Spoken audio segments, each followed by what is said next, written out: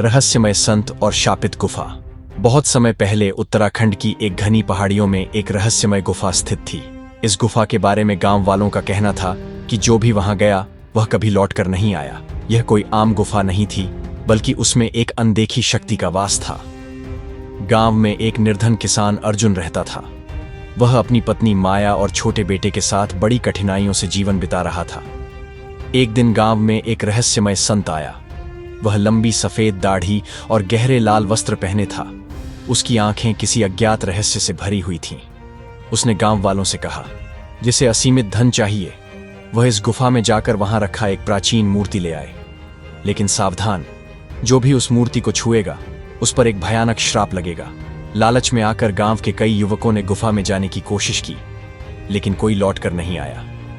अर्जुन की गरीबी अब असहनीय हो चुकी थी। जब उसने माया की आंखों में आंसू देखे तो उसने गुफा में जाने का फैसला किया। आधी रात को जब पूरा गांव सो रहा था, अर्जुन अकेले घने जंगलों की ओर चल पड़ा।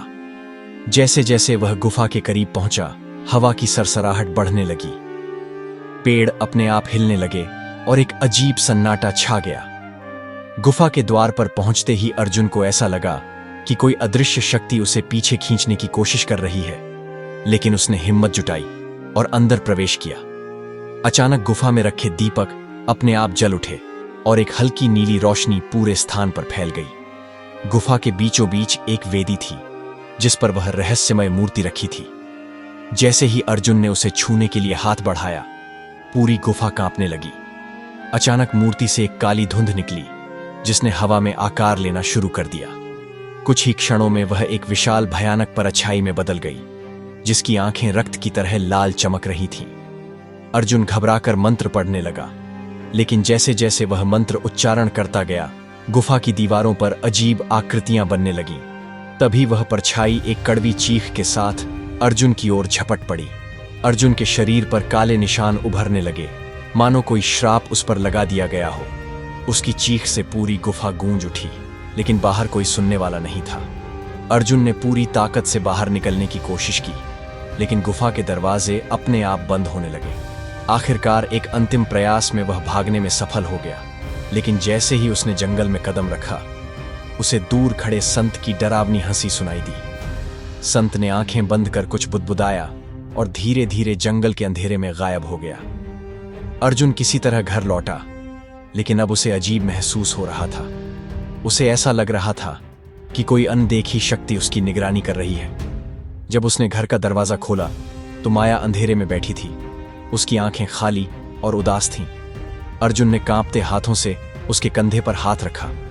तभी उसकी आंखों से काले आंसू बहने लगे। अचानक माया ने उसका हाथ पकड़ लिया। उसकी पकड़ बर्फ की तरह ठंडी थी। अर्जुन ने छुड़ाने की कोशिश की, लेकिन वह और मजबूत होती गई। तभी माया ने सफेद चमकती आंखों से उसकी ओर देखा और एक गूंजती हुई आवाज में बोली, तुम अब हमारे हो। अचानक पूरा कमरा अंधेरे में डूब गया। अर्जुन ने दरवाजे की ओर भागने की कोशिश की, लेकिन दरवाजा अपने आप बंद हो गया। पीछे से माया की आवाज फिर आई, लेकिन इस बार वह अकेले नहीं बोल रही थी। कई आवाजें उसके साथ मिलकर गूंज रही थीं। अर्जुन की चीख पूरे गांव में गूंज उठी। सुबह जब गांव वालों ने अर्जुन के घर का दरवाजा खोला तो वहां कोई नहीं था। बस एक जली हुई वेदी पर वह रहस्यमय मूर्ति रखी थी। तो मेरे प्यारे दर्शकों, कैसा लगा यह कहानी? कमेंट में हमें जरूर बताएं। और डी के गुरु चैनल पर नए हैं तो अभी चैनल को सब्सक्राइब करें। मिलते हैं नेक्स्ट वीडियो में।